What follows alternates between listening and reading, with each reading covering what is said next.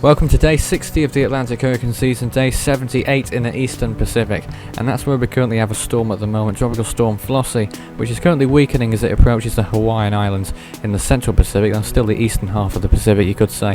We also have 91L, which was Dorian once upon a time, to the north of Puerto Rico at the moment, with a 30% chance of redevelopment, and an invest in the western Pacific, 91W, currently located near the Philippines. That graphic did show 92W on there, but that has since been declassified. And also, in the past hour, very recently actually, in the past few minutes, as of the narrating time, a new invest has formed in the eastern Pacific as well. The National Hurricane Center had a low chance of development on that one, 99E it would be, in the eastern Pacific, and that could be the next storm, as the models will show soon. Looking at the Atlantic Ocean, you can see 91L here with a 30% chance of regeneration. That chance has gone down from 50% earlier in the day, so at the current rate it seems increasingly unlikely that 91L will regenerate into Tropical Storm Dorian. And in the Indian Ocean, things remaining fairly quiet at the moment. You can see here not too much going on to talk about, as is expected at this time of year, because it is a fairly quiet time of year in the North Indian Ocean. So let's take a look at the current sea surface temperatures then. As always, warm waters off the Mexican coastline and out to sea as well, in the tropical regions of the eastern Pacific. Warm waters here. The Gulf of Mexico remains warm, around the Caribbean as well. Cuba region, warm waters in particular here, a hot spot around there. But generally, in many parts of the Atlantic, 28 degrees or more is quite commonplace. In the western Pacific as well, near the Philippines, especially warm waters here, extending up to Taiwan and out to sea towards the east. But let's take a look at Tropical Storm Flossie then. Holding on to tropical storm status at the moment, 40 mile per hour winds, pressures 1000 millibars, current position 20.4 degrees north, 154.1 degrees west, and it's moving towards the west-northwest at the moment, a bit further north than what was initially forecast, but it's just north of the Big Island at the moment, towards the northeast, and will likely make landfall on one of the islands over there in Maui County in the next 12 to 24 hours, and that's where we have tropical storm warnings in effect. Hawaii County, which is the Big Island, Maui, Molokai, Lanai, Kahului, and Oahu, Kauai, and Niuahu currently under tropical storm warnings at the moment. I may have got some pronunciations wrong because I'm not Hawaiian, but there you have it. No tropical storm watches in effect, all warnings for the major islands in Hawaii at the moment. So looking at the wind shear map, one of the deciding factors in how the storm's going to go, you can see a lot of heavy wind shear off to the north, towards the west of the Hawaiian Islands where the storm's headed, but that's not the real debilitating factor for the storm, at least at this stage. It's dry air which is surrounding the storm at the moment, which we don't have a graphic of at the moment, but that's the main cause of Tropical Storm Flossie's demise. Add that an interaction with the Hawaiian Islands, and that's why the favourability of the current conditions is very low, 30% maximum I'd put it as, but generally it's going to be weakening very soon into a tropical depression and then eventually a remnant low as it moves towards the west-northwest in the next 2 or 3 days, and very soon Flossie will be no more.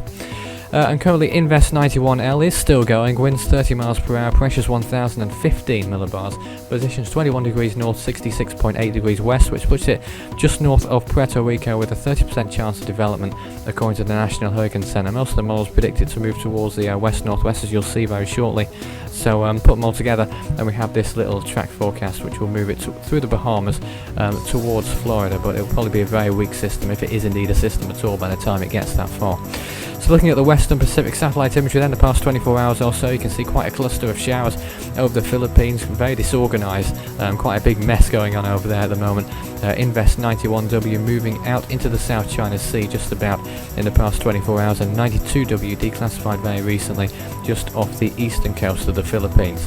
Invest 91L at the moment, which is what was at Dorian, moving towards, not moving very much at the moment to be honest, fairly slow movement, but you can sort of say it's moving towards the west just a little bit. You can see a few flare-ups over the Dominican Republic as well in the past few frames of that floater imagery, which shows that Dorian is still enhancing some of the local island effects that are going on there at the moment. So looking at Flossie, it's quite interesting as a matter of fact with Flossie, because most of the heavy showers in association with the storm is displaced to the south of the centre of circulation. You see the centre well off to the north there, but the bulk of the storm is actually moving over the southern half of the Big Island of Hawaii at the moment. So obviously that's where the most rain effects will be being experienced. The CMC model then predicts 2 new storms forming in the eastern Pacific. Nothing too much much going on in the Atlantic. Dorian moving into Cuba, I believe, weakening into a remnant low. Well, it's already a remnant low, but disappearing completely. The ECMWF model has a new storm forming in the Eastern Pacific, perhaps two. But nothing going on in the Atlantic. I don't believe anything has anything going on in the Atlantic, as a matter of fact. All Eastern Pacific action.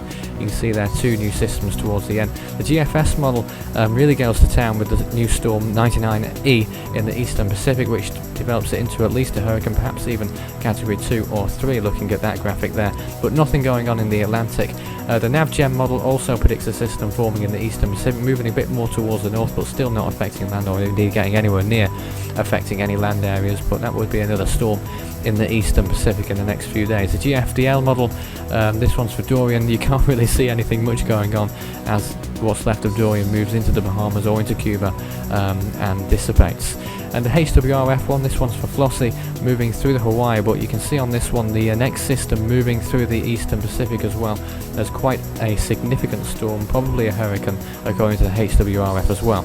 Looking at the current model ones, the static ones for what's left of Dorian, most model ones take it through the Bahamas or the Turks and Caicos Islands as well. Some take it brushing the coast of Cuba, or indeed making landfall in Cuba, and then at the end some have it brushing the southern tip of Florida or the Florida Keys in around 3 or 4 days' time. Looking at the Western Pacific models, then the CMC is still very bullish about its model runs, with the current system 91W becoming a typhoon and making landfall in China, and then a very strong storm following that, moving through the Philippines and then into China. That's still far-fetched, but we'll obviously have to monitor that one for any more consistency.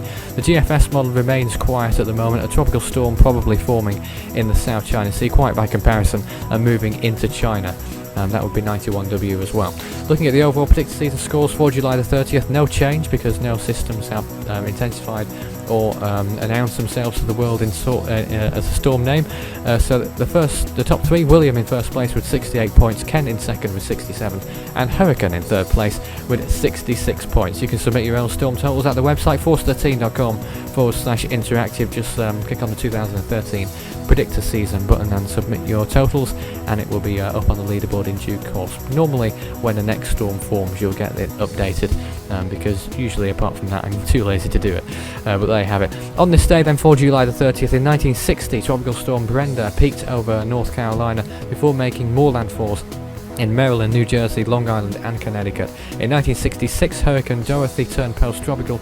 In 1973, pictured earlier, subtropical storm Alpha formed in the Atlantic, and in 1978 Tropical Storm Amelia formed near Texas. That one's pictured as well. In 1988 Tropical Storm Hector formed in the Eastern Pacific. In 1989 Tropical Storm Chantal formed in the Gulf of Mexico. Also that same year Tropical Storm Jill formed in the Eastern Pacific. That was also pictured. In 1992 Tropical Storm Javier formed in the Eastern Pacific as well, and in 1995 Gary made its landfall in China as a category 1 typhoon after moving from the south in the South China Sea, making landfall in China, pictured there in 1995. In 1996 Herbert peaked as a category 5 typhoon. That one's pictured as well. 2003 Tropical Storm Morakot formed in the Western Pacific. In 2009 Tropical Storm Launa formed in the Central Pacific. Also Goni formed in the Western Pacific that same day. In 2011 Nok 10 made landfall in Vietnam as a tropical storm with 51 fatalities and $3 million of damages, and Muifa peaked as a category 5 typhoon. That one was pictured there on that very same day 2 years ago. And don't forget, you can track any storm that forms, or indeed any that are still going. That's Flossie at the website force13.com/storm tracking. That's the main storm tracking page where you have the overview of what storms are currently active, including Invest, and at the top and bottom which show which storms are currently active, their intensities, and any warnings that are in effect in those tables at the top and bottom of the screen, which is fairly effective, where you can see at a glance very quickly what's going on in the world, and then you can go more in depth, basin by basin, to see where the storms are headed, looking at the tracking maps and more warning information in more detail. Obviously that's fairly important at this stage with the Hawaiian Islands under tropical storm watches, tropical storm warnings rather, at the moment. And don't forget to visit the social pages, YouTube, Facebook and Twitter. Force 13 is on all three of those. Just search it in the relevant site and you should find us fairly easily enough. So that's the social pages there. And don't forget to show your support by doing the usual, liking, following, subscribing, favoriting, or anything else that you can think of that I usually forget when in this part of the animation. I say the same things each time, but oh well, that's what I'm used to.